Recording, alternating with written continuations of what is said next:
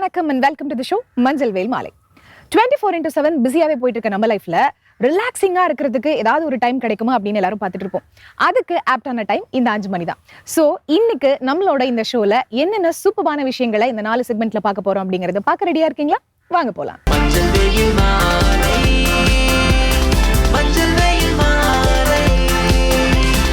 நம்ம ஷோட first segment யோகாசனம்.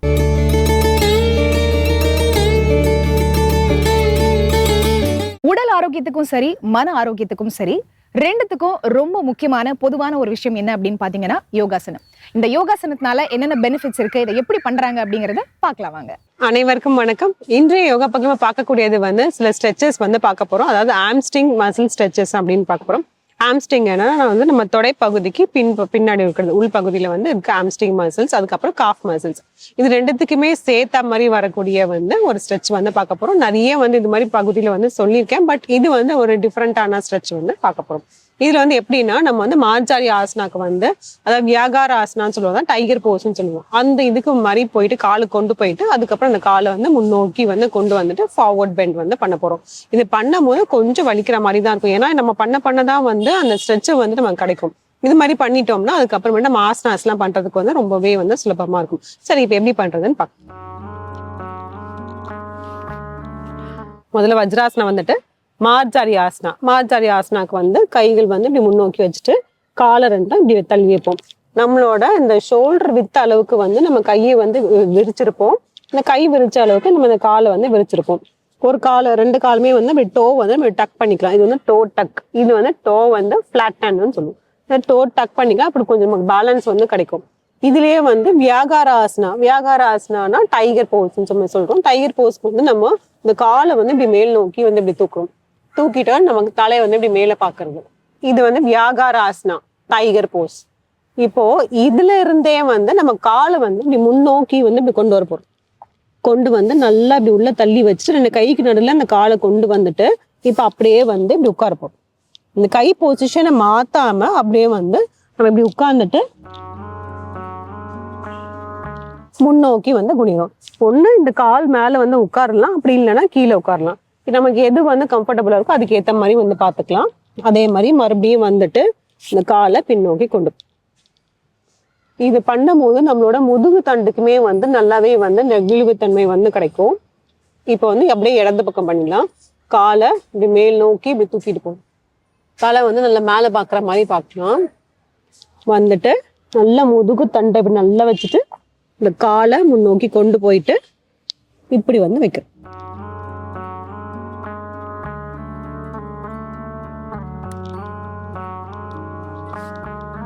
தளர்த்திக்கலாம்.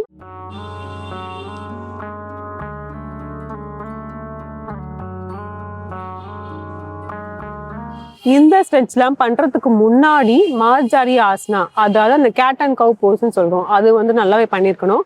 அதுக்கப்புறம் இந்த வியாகார ஆசனான்னு சொல்லக்கூடிய இந்த டைகர் போஸ் நல்லாவே பண்ணிருக்கணும்.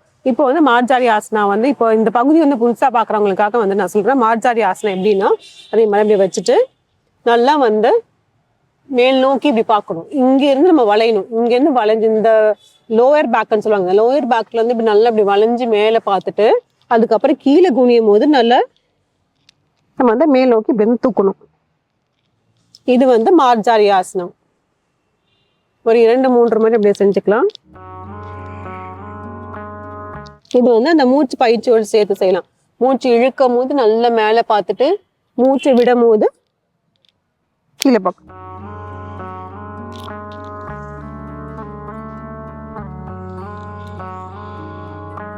தளர்த்திக்கலாம்.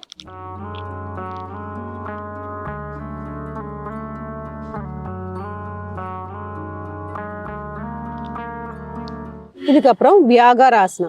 வியாகார ஆசனா கால் அப்படி மேல் நோக்கி தூக்குறது. தூக்கும் போது நல்ல மாறு பகுதியை விரிச்சுட்டு மேல் நோக்கி பார்க்கணும். இப்ப எப்படி நம்ம மார்ஜாரி ஆசனால இந்த இடம் நம்ம பெண்ட் பண்ணுமோ அந்த மாதிரி இப்படி வச்சுக்கிட்டே காலை மேல தூக்கணும்.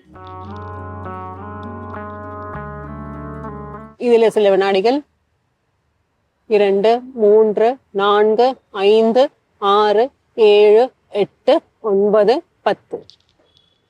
தளர்த்திக்கலாம். இடது கால் 1, 2, 3 4 5 6 7 8 9 10. தள்ளர்த்திக்கலாம்.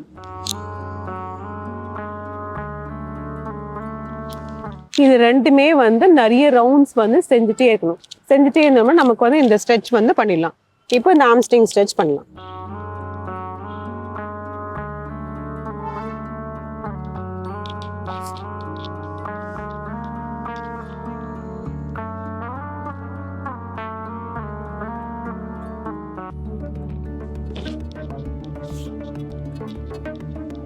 இடது கால்,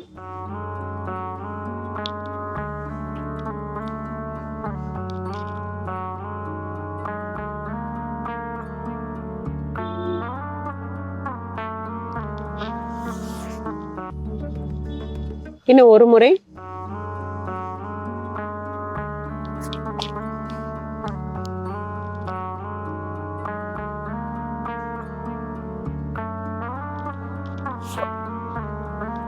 இடது பக்கம்,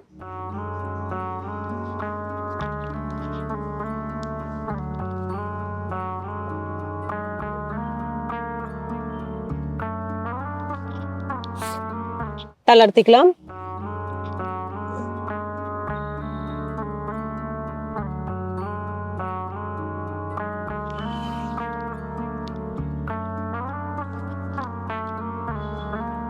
இந்த ஸ்ட்ரெச் பண்ணிட்டு அப்படியே பாலாசனால இருந்துட்டோம்னா நம்மளோட ரிலாக்ஸேஷன் வந்து நல்லாவே கிடைக்கும்.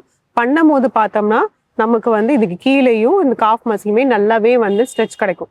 ஸ்ட்ரெச் கிடைக்கும். இந்த மாதிரி நிறைய ரவுண்ட் செய்ய செய்ய தான் வந்து அது வந்து நல்லாவே வந்து தளர்வடையும். இந்த பயிற்சி முயற்சி செஞ்சு பாருங்க. மீண்டும் அடுத்த பகுதியில் சந்திக்கலாம்.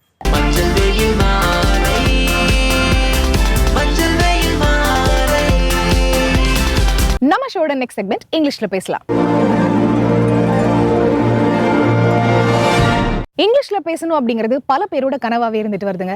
சோ அந்த ஒரு கனவை எப்படி இந்த செக்மெண்ட்ல நனவாக்குறாங்க அப்படிங்கறத பாருங்க. ஹலோ ஃப்ரெண்ட்ஸ், இன்னைக்கு நம்ம இங்கிலீஷ்ல பேசலாங்கிற நிகழ்ச்சியில புதுசா என்ன பார்க்க போறோம், இன்னும் ஆல்ரெடி என்ன பார்த்துட்டு இருக்கோம் அப்படிங்கிற ஒரு நினைவூட்டலோட இன்னைக்கான கிளாஸை ஸ்டார்ட் பண்ணிடலாம். ஸோ நம்ம எதை பத்தி பார்த்துட்டு இருக்கோம், காலங்கள் இல்லையா, அதாவது ஃபியூச்சர் பர்ஃபெக்ட் டென்ஸ் அப்படிங்கிற ஒரு விஷயத்துல காலங்கள்ல டென்சஸ்ல we have 12 kinds of tenses இல்லையா, அதுல நம்ம எக்ஸ்க்ளூசிவா எதை பத்தி பார்க்குறோம், ஃபியூச்சர் பர்ஃபெக்ட் டென்ஸ் ஆர்டரா நம்ம வந்துட்டு இருக்கு இல்லையா. ஸோ அந்த ஃபியூச்சர் பர்ஃபெக்ட் டென்ஸ்ல நம்ம என்ன பண்றோம், அஃபர்மேட்டிவோட கொண்டு போய் பார்த்துக்கிட்டு இருக்கோம். அதுல positive affirmation, negative affirmation and as well the interrogative affirmation. So இந்த மாதிரியான அஃபர்மேஷன்ஸை நீங்க உள்ள கொண்டு வந்து நீங்க அதை டிஃப்ரெண்டா நீங்க கேட்டகரைஸ் பண்ணும்போது தான் you make like come to know எப்படி நம்ம பேசணும், எப்படி நம்ம ரியாக்ட் பண்ணணும், எப்படி அப்ஸ் அண்ட் டவுன்ஸோட சொல்லணும் அப்படிங்கிற ஒரு வேரியேஷன்ஸ் தெரியும். அதுக்காக தான் நம்ம அஃபர்மேஷன்ஸோட கொண்டு வரோம். ஸோ அப்படி இருக்கும்போது நம்ம ஆல்ரெடி பாசிட்டிவ் அஃபர்மேஷன்ஸ் பார்த்தாச்சு, நெகட்டிவ் அஃபர்மேஷன்ஸும் பார்த்தாச்சு. இப்போ எதை பத்தி பார்க்க போறோம், இன்ட்ரோகேட்டிவ் அஃபர்மேஷன். கொஸ்டினா நம்ம கொஸ்டினா பேசுறோம், பண்ணியிருப்பாங்களா, செய்திருப்பாங்களா, வந்திருப்பாங்களா, ஸோ அதுதான் நம்ம பார்க்க போறோம். ஸோ இந்த நீங்க என்ன மாதிரி எடுத்தாலும் உங்களுக்கு அந்த வாக்கியத்தை ஹைலைட் பண்றதுக்கு உங்களுக்கு யார் குறிப்பா வேணும், கண்டிப்பா ஆக்ஷன் அப்படிங்கிறவங்க வேணும். ஆக்ஷனையும் நம்ம என்ன கொடுக்கலாம், அந்த ஆக்ஷனை வந்து ப்ரெசென்ட்ல, பாஸ்ட்ல, பார்ட்டிசிபிள்ல எப்படி சொல்லலாம், அதை எப்படி கம்பைன் பண்ணி சென்டென்ஸ்ல கொண்டு வரலாம் அப்படிங்கிறத பார்க்கலாம். ஒரு ஃப்ளூயன்சிக்கான முக்கிய விஷயமே வெக்காபுலரி. டெய்லி 5 வெக்காபுலரி கற்றுக்கோங்க, அதில் இருக்க தமிழ் மீனிங்கோட அதை ரெகுலராக யூஸ் பண்ணவும் ஸ்டார்ட் பண்ணுங்க. ஸோ அப்படி இருக்கும்போது இன்னைக்கான வேர்ப் என்ன ரூல் எப்படி எழுதலாம்னு சொல்லி தருவாங்க.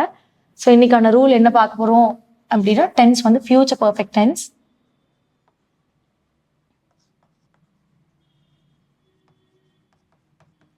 ஸோ ஃபியூச்சர் பர்ஃபெக்ட் டென்ஸ்ல நாங்க பார்க்க போறது வந்து பார்த்தீங்கன்னா இன்ட்ரோகேட்டிவ்.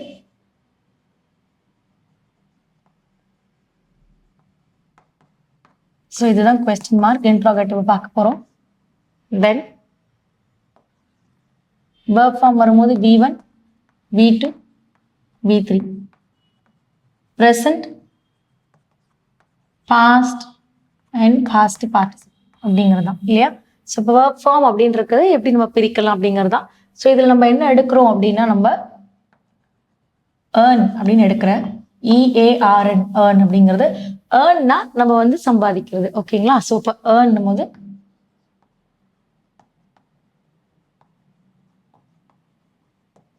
சம்பாதிக்க அப்படிங்கிறது. அதுவே V2 and V3ல earned வரும்.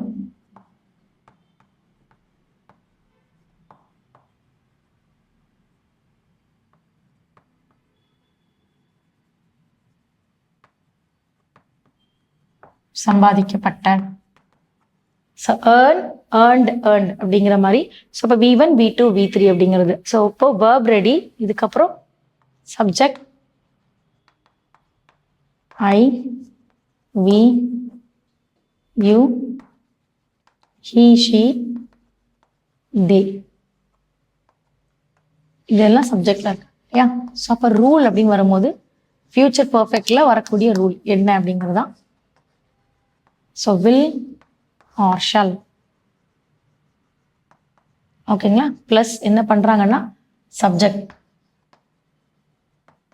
ஸோ சப்ஜெக்ட் கூட என்ன பண்ணுறாங்க, அடுத்தது ஹாவ். தென் ப்ளஸ் எடுக்கணும்னா V3 வந்து பாஸ்ட் பார்ட்டிசிபிள் அப்படிங்கிறது தான் கொஸ்டின் மார்க். ஓகேங்களா? ஸோ அப்போது ஒரு ரூல் வந்து நமக்கு என்ன ஆயிடுச்சு, ஃபிக்ஸ் ஆயிடுச்சு. இப்போ இந்த ரூலுக்கு ஏற்ற மாதிரி சென்டென்ஸ் நம்ம எழுதலாம். Example, so will she subject have. So V3 வரும்போது ஏர்ன்ட் இல்லையா? So will she have earned. So will she have ஏர்ன்ட்னா அவ சம்பாதித்திருப்பாளா அப்படிங்கிறது. ஸோ எப்படி என்னன்னா, will she have earned enough money. இதையே ஸ்டாப் பண்ணிக்கலாம். Will she have earned enough மணினா அவள் போதுமான அளவிற்கு சம்பாதித்திருப்பாளா அப்படிங்கிறது. இல்லை அந்த இடத்துல இன்னும் எக்ஸ்டெண்ட் பண்ணிட்டீங்கன்னா, will she have earned enough money to buy a car, to buy a house அப்படின்னா வீடு வாங்குவதற்கு இல்லை கார் வாங்குவதற்கு போதுமான அளவு சம்பாதித்திருப்போம். இது இன்னும் எக்ஸ்டெண்ட் பண்ணிக்கிட்டே போகலாம். ஸோ நான் இங்கே ஸ்டாப் பண்ணுறேன். Will she have earned enough money அப்படின்னா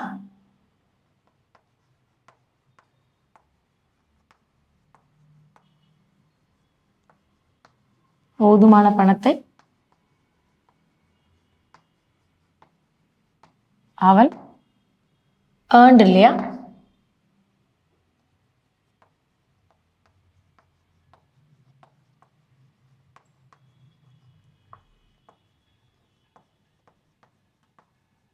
சம்பாதித்திருப்பாளா அப்படிங்கிறது தான்.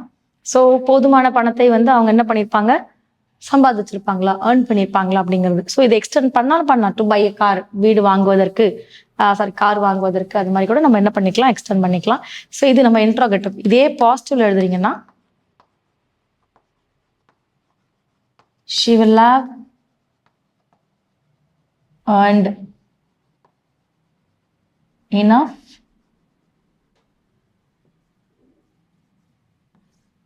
money. அதே நெகட்டிவ் வரும்போது she will not have earned enough money. So அப்போ ஒரு வாக்கியத்தை நீங்கள் எப்படி எழுதலாம் அப்படிங்கிறது தான் கேட்டகரிஸ். கேள்வி கேட்குறேன், கேள்விக்கு பதில் நம்ம என்ன பண்ணுறோம், 2 டிஃப்ரெண்ட் ஆன்சர்ஸாக கொடுக்குறோம். பாசிட்டிவ் அண்ட் நெகட்டிவ் ஆன்சர்ஸ் நம்ம கொடுத்துட்ருக்கோம் இல்லையா? ஸோ இன்னைக்கான ஒர்க் ஃபார்ம் வந்து ஏர்ன்டு. சிலர் வந்து சொல்லக்கூடாது. நீங்கள் எவ்வளோ ஏர்ன் பண்ணுறீங்கன்னு கேட்பாங்க. சிலர் நீங்கள் எவ்வளோ ஏர்ன் பண்ணுறீங்க அப்படிங்கிறதான் சொல்லணும். EA வரதால, லாங் வவல் சவுண்ட் வரதால. ஸோ அதனால ஏர்ன்ட் அப்படிங்கிற ஒரு ஒர்க் ஃபார்ம் வச்சுட்டு இன்னைக்கான சென்டென்சஸ் நம்ம ரூலோட பயன்படுத்திருக்கோம். ஸோ இதை வச்சுட்டு நீங்களும் ஒரு 5 to 10 சென்டென்ஸ் ஹோம்ஒர்க் பண்ணுங்க. அடுத்த கிளாஸ்ல அடுத்த இன்ட்ரெஸ்டிங்கான சென்டென்ஸோட உங்களை மீட் பண்றேன். தேங்க்யூ.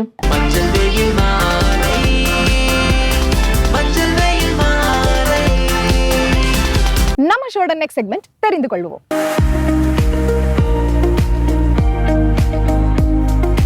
இந்த செக்மெண்ட்ல ஒவ்வொரு நாளும் புதுசா நிறைய விஷயங்களை பார்த்துட்டு வரோம்.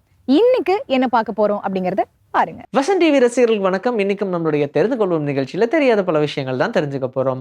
சைனா எல்லாத்தையும் புதுசா கண்டுபிடிப்பாங்க. கண்டுபிடிச்சா சைனாக்காரங்க மாதிரி கண்டுபிடிக்கணும்ப்பா அப்படின்ற மாதிரி ஒரு எக்ஸாம்பிள்னு வச்சுக்கோங்க. ஆனா சைனாக்காக ஏதாவது ஒரு விஷயம் பண்ணும்போது மட்டும் ஏன்பா இப்படி நடக்குதுன்ற மாதிரி தான் இருக்கும். அப்படிதான் சைனால மரம் வளர்த்தா ரொம்ப நல்லது. அதனால எங்கெங்கெல்லாம் காலி இடம் இருக்கோ எல்லா இடத்துலையும் மரத்தை நட்டு வைங்கப்பா அப்படின்னு சொல்லிட்டாங்க. அதனாலேயே 7.5 லட்சம் மரங்கள் கிட்ட சைனா ஃபுல்லாக எங்கெங்கெல்லாம் இடம் இருக்கோ அங்கெல்லாம் போட்டாச்சு. ஆனால் அப்போ புதுசாக ஒரு பிரச்சனை ஆரம்பிச்சது. என்னன்னா, நிலத்தில் இருக்கக்கூடிய நீர் வரம்பு அப்படியே கொஞ்சம் கொஞ்சமாக கம்மியாக ஆரம்பிச்சது. ஏன்னா மரங்களுக்கு அதிகமாக தண்ணி தேவைப்படுது அப்படின்றதுனால. அப்படி தண்ணி எல்லாம் அதிகமாக தேவைப்படுது, சரி ஓகே முடிஞ்ச அளவுக்கு போகட்டும் அப்படின்னு நினச்சா சம்மந்தமே இல்லாத இடங்களெல்லாம் மழை பெய்ய ஆரம்பிச்சது. இதனால நிறைய டிசாஸ்டர்ஸ் நடந்துச்சு. இது எல்லாத்துக்கும் காரணம் மரம் வச்சது தானா? ஏன்பா மரம் வளர்த்தா நல்லதுன்னு தானே சொன்னாங்க, அதனால தானே வச்சோம், இதென்ன இப்படி ஆயிடுச்சு அப்படின்ற மாதிரி தான் டோட்டலாக சைனாவுடைய பெர்ஸ்பெக்டிவே குழம்பி போயிடுச்சு. ஒரு எம்டி ஸ்பேஸில் ஒரு குளத்தை கிரியேட் பண்ணோம் அப்படின்னு நீங்கள் நினச்சிட்டீங்க. அப்போது அந்த இடத்துல நீங்கள் குளம் ரெடி பண்ணதுக்கு அப்புறமா தண்ணியெல்லாம் உள்ளே பாய்ச்சாச்சு அப்படின்னா, இல்லை மழை பெஞ்சு தண்ணி நிறைஞ்சாச்சுன்னா கொஞ்ச நாள்லயே அங்கே மீன் உருவாக ஆரம்பிச்சிடும். எப்படி அது நடக்குது அப்படின்ற ஒரு விஷயம் இருக்கு இல்லையா? இது கிட்டத்தட்ட எப்படி ஒரு சில இடங்களுக்கெல்லாம் இந்த பறவைகள் போய் மரமோ செடியோ வளர்க்குறதுக்கு ஹெல்ப் பண்ணுதோ அதே மாதிரியான ஒரு ப்ராசஸ் தான். ஆனால் இங்கே என்ன நடக்கும்னா, ஒரு பறவை ஏதோ ஒரு இடத்துல இருந்து மீனை சாப்பிடும்போது அந்த மீன் சரியாக டைஜஸ்ட் ஆகாமல் இருந்திருக்கும். அப்போ அதுக்குள்ளே இருக்கக்கூடிய முட்டையெல்லாம் ரொம்ப பத்திரமா இருந்திருக்கும். அந்த முட்டையெல்லாம் அந்த பறவையுடைய கழிவு மூலியமாக வெளியே வந்துடும். அப்போ அந்த கழிவு ஒரு வேளை அந்த குளத்துல படுச்சுன்னு வச்சுக்கோங்க, அந்த குளத்துல புதுசு புதுசாக மீன் உருவாகிறதுக்கு சான்சஸ் இருக்குது. ஒரு ஜோடி வந்துடுச்சுன்னா போதும், அப்போ கொச்ச கொச்ச கொச்ச கொச்சன்னு மீன் வர ஆரம்பிச்சிடும். இப்படி தான் மீனும் உருவாகுது அப்படின்னு சொல்கிறாங்க. ரெட் கிராஸ் அப்படின்ற அந்த சிம்பிள் நம்ம பார்த்துருப்போம். ஆம்புலன்ஸ், ஹாஸ்பிட்டல், நர்ஸ் இப்படின்னு சொல்லி யாராக இருந்தாலுமே இந்த ரெட் கிராஸ் அப்படின்ற சிம்பிளை நம்ம பார்த்துருப்போம். 1863 தான் இந்த ரெட் கிராஸ் சிம்பிளை கொண்டு வந்தாங்க. இதை ஹென்ரி டோனட் அப்படின்ற ஒருத்தர் தான் உருவாக்கியிருக்காரு. ஆனால் இந்த ஆர்கனைசேஷனே இதை உருவாகினதுக்கு ஒரு மிகப்பெரிய ரீசன் அப்படின்னு சொல்லலாம். ஏன்னா அப்போ நிறைய சண்டைகள் இருக்கும், போர் இருக்கும், இப்படிலாம் நிறைய இருக்கும்போது அங்கே எல்லாராலையும் ஈஸியாக போக முடியாது. இந்த ரெட் கிராஸ் சிம்பிளை யார் பார்த்தாலும் உள்ளே விட்டு தான் ஆகணும் அப்படின்ற மாதிரி கொண்டு வந்தாங்க. அப்போது அங்கே இருக்கக்கூடிய உயிரெல்லாம் முடிஞ்ச அளவுக்கு காப்பாற்றணும் அப்படின்றதுக்காக இந்த ரெட் கிராஸ் சிம்பிள் ஒரு பெரிய அடையாளமாக இருக்கணும்னு அப்போ ரெடி பண்ணாங்க. சுவிட்சர்லாண்டோடைய ஃப்ளாக் அடிப்படையாக வச்சு தான் இந்த ரெட் கிராஸ் சிம்பிளையே உருவாக்குனாங்க. ஆனால் இன்டர்நேஷ்னல் லெவலில் ரெட் கிராஸ் ரொம்ப ரொம்ப பிரபலமாக ஆரம்பிச்சது. அப்போது என்ன ஒரு எய்ட்னாலும் சரி, மெடிக்கல் எமர்ஜென்சினாலும் சரி, மெடிக்கல் அப்படின்னு வந்துச்சுனாலே இந்த ரெட் கிராஸ் இருக்கணும் அப்படின்ற மாதிரி கொண்டு வந்தாங்க. அப்போ இருந்து இப்போ வரைக்கும் எல்லா இடங்கள்லையுமே உலகம் முழுக்க இந்த ரெட் கிராஸ் அப்படின்னா அது ஹெல்த் ஆர்கனைசேஷன் அப்படின்றது ரொம்ப தெளிவாகவே தெரிஞ்சிடும். எந்த ஏரோப்ளைன் ஃப்ளைட்ஸ் வேணாலும் எடுத்துக்கோங்களேன், அதோடைய இன்ஜின் ஃபேனுடைய டிப்பில் சிலிகான்ஸ் வச்சுருப்பாங்க. ஏன் சிலிகான் வைக்கிறாங்க? வேற எவ்வளோ காஸ்ட்லியான மெட்டீரியல்ஸ்லாம் இருக்குது, அதெல்லாம் வைக்க வேண்டியதானே அப்படின்னா, இந்த சிலிக்கான் தான் அங்கே ஒரு பெரிய வேலையை பார்க்குது. எப்போவுமே இந்த ஃப்ளைட்டை பொறுத்த வரைக்கும் அந்த பெரிய ஃப்ளைட் டிசைனில் எல்லாம் மொத்த வேலையும் சின்ன சின்னதாக அவங்க பண்ணியிருக்கக்கூடிய மைன்யூட்டான விஷயங்களில் தான் அந்த ஃப்ளைட் ஆக்சிடென்ட் ஆகிறதுலேருந்து தவிர்க்கிறதுக்கு ஒரு பெரிய ரீசனாக இருந்திருக்கு. அப்படி தான் இந்த இன்ஜின் ஃபேன் எப்போவுமே சுற்றிக்கிட்டே இருக்குது, மேலே வேற உயர பறக்குது. அப்போ அவ்வளோ ஃபாஸ்ட்டுக்கு டெஃபினட்டாக அதில் ஹீட் ப்ரொடியூஸ் ஆகும். அப்படி அந்த ஹீட் எல்லாம் ப்ரொடியூஸ் ஆகும்போது அதை ரெடியூஸ் பண்ணும் அப்படின்றதுக்காக தான் இந்த சிலிக்கான் ஃபேன் வச்சுருக்காங்க. இது வழியாக காற்று போய் ரொம்ப ஈவனாக ஸ்ப்ரெட் ஆகி கொடுக்குது. அண்ட் அதோடைய வைப்ரேஷன் அந்த காற்றை ஒரு இடமா விடாமல் கொஞ்சம் வேவியாக கொடுக்கறதுனால ஸ்ப்ரெட் ஆகி அங்கே ஹேர் போமே தவிர்த்து ஓவர் ஏரோடைய ஃப்ரிக்ஷன்னால அந்த இன்ஜினோடைய ஃபேன் ஹீட் ஆகாமல் இது ப்ரொடெக்ட் பண்ணுது. பார்த்தீங்களா, இம்மா துண்டு சிலிக்கான் தான் அது எவ்வளோ வேலை பார்க்குதுன்னு. வெறும் 3 செகண்டில் 0 to 100 ரீச் பண்ணது எதுப்பா அப்படின்னு கேட்டால் ரொம்ப லக்ஸூரியஸான கார் பேர்லாம் நீங்கள் சொல்வீங்க. ஏன்னா 0 to 100 கிலோமீட்டர்ஸ்னால் எவ்வளோ ஃபாஸ்ட்டாக போகணும், அப்போ எவ்வளோ பெரிய லக்ஸூரியஸான ஸ்போர்ட்ஸ் கார் மட்டும்தான் இருக்கும், ஸ்போர்ட்ஸ் எடிஷன் மட்டும்தான் இருக்கும் அப்படின்னு நீங்கள் யோசிச்சிங்கன்னா அதுதான் கிடையாது. இது எல்லாத்துக்கும் முன்னோடியாக இருக்கக்கூடிய சீட்டா. என்ன நீங்கள் சொல்லுங்கள், இந்த சீட்டாவுடைய வேகத்தை மாதிரி ஏதாவது வருமாப்பா?